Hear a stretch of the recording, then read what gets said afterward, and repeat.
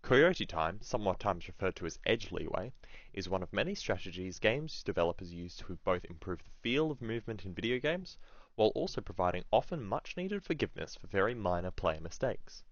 Its functionality is reminiscent of its namesake, where the cartoon character Wile E. Coyote would often hang briefly in midair after running off a cliff before falling. In modern games, this manifests as a grace period after moving off a ledge where the player retains the ability to jump. This is usually restricted to an extremely short time, imperceptible to the player, and usually measured in milliseconds. This comes in handy considering the low amount of movement feedback given during video gameplay. Feedback on movement in games is usually limited to visuals, which can be fouled by things such as physics colliders not lining up perfectly with moving animations, or input latency. It is usually critical when designing games that movement feels both responsive and correct. If a player expects a certain result from their input, a deviation in this may appear frustrating or confusing, significantly damaging the player experience.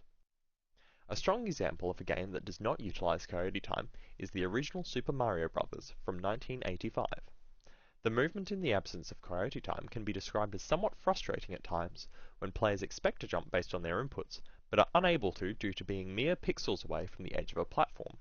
This is further compounded by any even low levels of input latency, which can cause inputs made while the player was indeed on the ground to not register. This experience could have been improved through the use of Coyote time or similar mechanics, although such an implementation came up against the technical constraints of the time.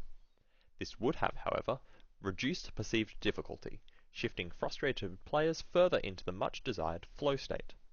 Players may also perceive the movement as more correct, and be less likely to imagine errors in the game as the cause of mistakes.